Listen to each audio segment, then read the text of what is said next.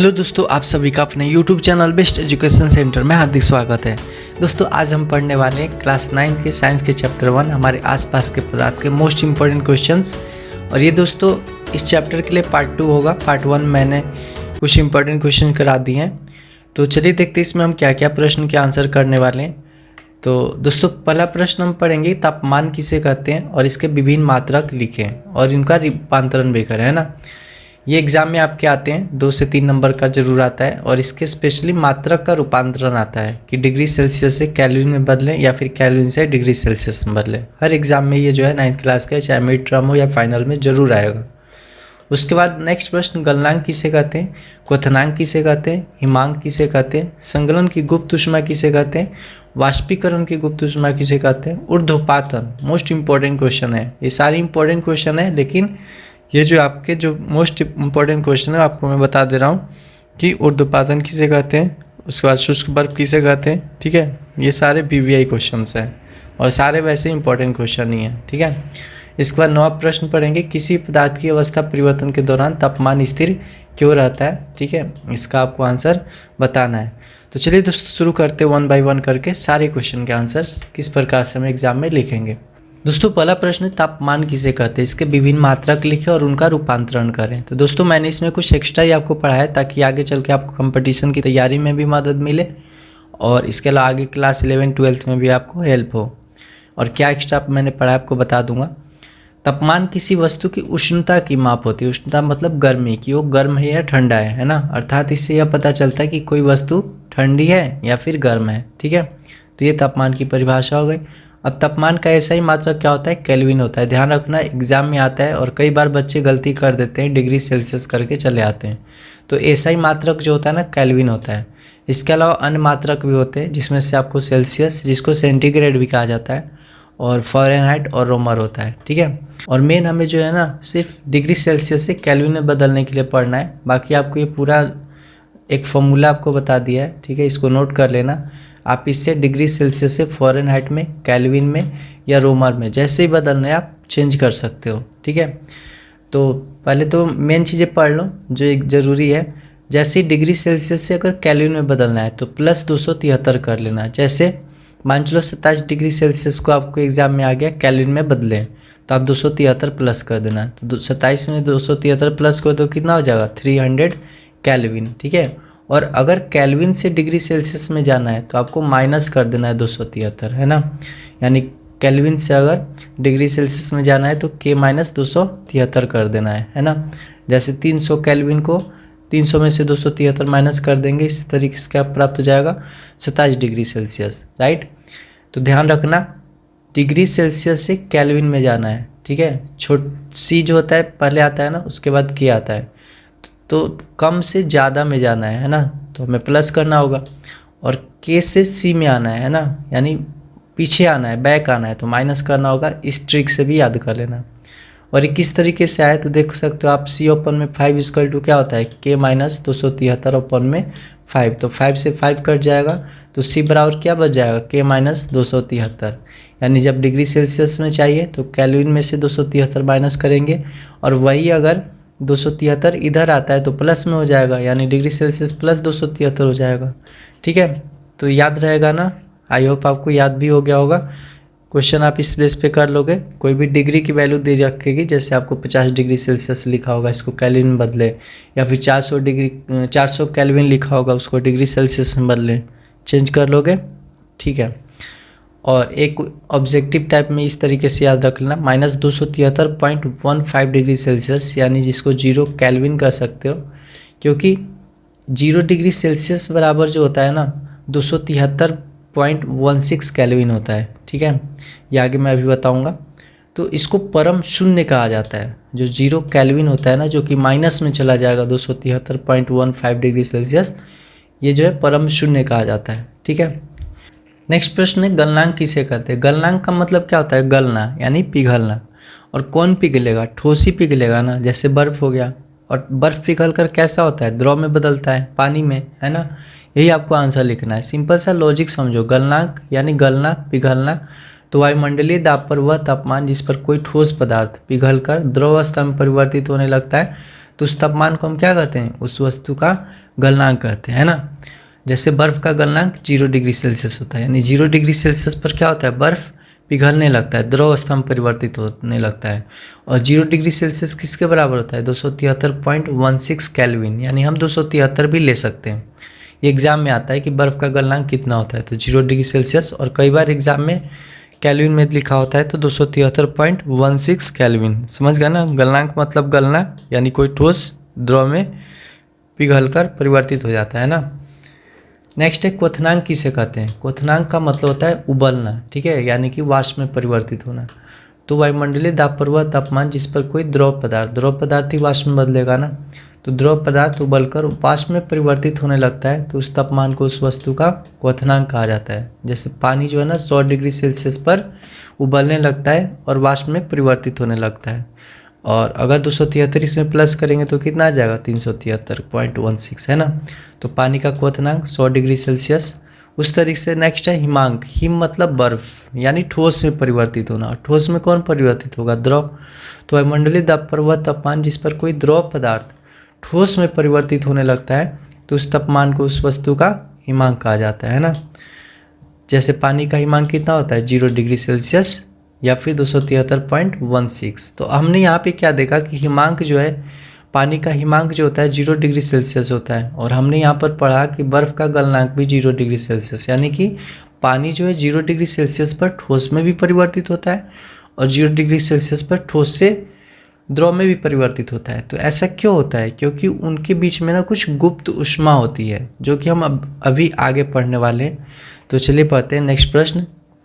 और प्रश्न है कि संगलन की गुप्त ऊष्मा। संगलन यानी गलना, पिघलना। कोई ठोस पदार्थ क्या होता है कि 0 डिग्री सेल्सियस पर ही ना बर्फ़ क्या होता है, पिघलता भी है ना, और 0 डिग्री सेल्सियस पर बर्फ़ में भी परिवर्तित होता है। तो वही बात यहाँ पे है, संगलन की गुप्त ऊष्मा उसमें होती है। तो वायुमंडलीय दाब पर 1 kg ठोस को उसके गलनांक पर द्रव में बदलने के लिए जितनी ऊष्मीय ऊर्जा की आवश्यकता होती है, ठीक है, उसे संगलन की गुप्त ऊष्मा यानी छिपी हुई ऊष्मा कहते हैं। 0 डिग्री सेल्सियस पर बर्फ के कणों की तुलना में 0 डिग्री सेल्सियस पर पानी के कणों की गतिज ऊर्जा अधिक होती है। और हमने पिछले वीडियो में पढ़ा था कि ठोस से ज़्यादा द्रव में और द्रव से ज़्यादा गैस में गतिज ऊर्जा अधिक होती है। वही बात यहाँ पे भी है कि 0 डिग्री सेल्सियस पर क्योंकि बर्फ़ भी हो सकता है और बर्फ़ पिघलकर पानी भी हो सकता है, तो बर्फ़ के कण की जो गतिज ऊर्जा होती है कम होगी, जबकि द्रव की ज़्यादा अधिक होगी, है ना। तभी तो फैलाव होता है, बिखराव होता है ना। ठीक उसी प्रकार से वाष्पीकरण की गुप्त ऊष्मा भी होती है। वायुमंडलीय दाब पर 1 kg द्रव को उसके क्वथनांक पर वाष्प में बदलने के लिए जितनी ऊष्मीय ऊर्जा की आवश्यकता होती है उसे वाष्पीकरण की गुप्त ऊष्मा कहते हैं। जैसे 100 डिग्री सेल्सियस पानी 100 डिग्री सेल्सियस पर क्या होता है, पानी वाष्प में परिवर्तित होता है, और वाष्प वापस क्या होता है 100 डिग्री सेल्सियस पर पानी में ही परिवर्तित होता है। जैसे खाना बनता है ना, तो जैसे बर्तन से पानी जो है उबल कर ऊपर जाके, ठीक है, उसके भाप जो होता है ऊपर जाकर ढक्कन में क्या होता है, चिपक जाता है, और फिर वहाँ पर पानी बन के और टपकना चालू हो जाता है ना। तो वहाँ पर क्या होती है, उससे गुप्त ऊष्मा प्राप्त हो जाती है। तो इसी को वाष्पीकरण की गुप्त ऊष्मा कहते हैं। और 100 डिग्री सेल्सियस पर पानी के कणों की तुलना में 100 डिग्री सेल्सियस पर वाष्प के कणों की गतिज ऊर्जा अधिक होती है। जाहिर सी बात है, ठोस में सबसे कम और वाष्प में यानी गैस में सबसे अधिक होती है गतिज ऊर्जा, है ना। चलिए पढ़ते हैं नेक्स्ट प्रश्न।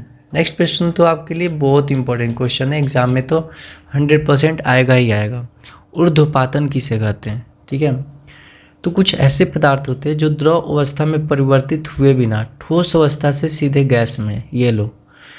अब जैसे बर्फ़ है, बर्फ़ क्या होता है, पहले पानी में पिघलता है ना, और फिर पानी क्या होता है यानी जल क्या होता है, भाप में परिवर्तित होता है। लेकिन यहाँ पे कुछ ऐसे पदार्थ है ना जो सीधे ठोस से गैस में या फिर गैस से सीधे ठोस में परिवर्तित हो जाते हैं। तो इस प्रकार की जो प्रक्रिया होती है ना उसको ऊर्ध्वपातन कहते हैं। याद रहेगा ना, कुछ ऐसे पदार्थ जो द्रव अवस्था में परिवर्तित हुए बिना ठोस से सीधे गैस में या फिर गैस से सीधे ठोस में परिवर्तित हो जाते हैं। तो इस प्रकार की प्रक्रिया को ऊर्ध्वपातन कहते हैं। और इसका एग्जाम्पल लिख लेना, कपूर, अमोनियम क्लोराइड, है ना। ये सब क्या होता है, जैसे कपूर होता है ना, अगर आप किसी स्थान पे रख दोगे तो अपने आप देखोगे ना कि विलुप्त हो जाता है, यानी कि वो गैस में परिवर्तित हो जाता है, जबकि वहाँ पर कोई द्रवीय पदार्थ तो बना नहीं था, है ना। ये कुछ इंपॉर्टेंट नोट है जो एग्जाम में फिल करने के लिए यानी खाली स्थान भरने के रूप में आ सकता है। ठोस अवस्था से ऊष्मा अगर मिलती है तो द्रव अवस्था में, और द्रव अवस्था को ऊष्मा मिलती है तो गैस में परिवर्तित हो जाता है। उसी तरीके से जब गैस ठंडा होता है यानी शीतल होता है तो द्रव में, और द्रव फिर शीतलता आती है तो वो ठोस में परिवर्तित हो जाता है ना। इस तरीके से ये इंपॉर्टेंट नोट है कि ठोस को जब संगलन करते यानी पिघलता है, गलता है तो द्रव में, और द्रव फिर वाष्प में परिवर्तित होता है तो उसको वाष्पीकरण यानी गैस में परिवर्तित होता है तो उसको वाष्पीकरण कहते हैं। और उसी तरीके से जब गैस संघनित होता है तो द्रव में, और द्रव जब जमने लगता है तो ठोस में, है ना। और अभी जैसे हमने पढ़ा कि ठोस से सीधे गैस में या फिर गैस से सीधे ठोस में, तो इसको क्या कहेंगे, ऊर्ध्वपातन। ठीक है, तो इसको ध्यान रखना। नेक्स्ट प्रश्न है शुष्क बर्फ। ठीक है, एग्जाम में आता है 1 नंबर या 2 नंबर के लिए। शुष्क बर्फ किसे कहते हैं यानी ड्राई आइस। तो ठोस कार्बन डाइऑक्साइड को शुष्क बर्फ कहा जाता है। बहुत खतरनाक होता है, डेंजर होता है। सीआईडी में आपने शायद देखा होगा, है ना। तो ये ठोस कार्बन डाइऑक्साइड गैस काफ़ी खतरनाक होते हैं, इसी को शुष्क बर्फ कहा जाता है यानी ड्राई आइस। तो जाहिर सी बात है कार्बन डाइऑक्साइड है तो इसका सूत्र क्या होता है, CO2। कई बार एग्जाम में आ जाता है कि शुष्क बर्फ का फॉर्मूला लिखे, सूत्र लिखे, तो कार्बन डाइऑक्साइड, है ना। नेक्स्ट प्रश्न है कि किसी पदार्थ की अवस्था परिवर्तन के दौरान तापमान स्थिर क्यों रहता है। यानी कि ठोस से अगर द्रव में या द्रव से गैस में परिवर्तित होता है तो टेम्परेचर सेम क्यों रहता है। जैसे हमने अभी सीखा कि 0 डिग्री सेल्सियस पर बर्फ़ से पानी में या फिर पानी से बर्फ़ में परिवर्तित होता है, तापमान तो सेम है ना।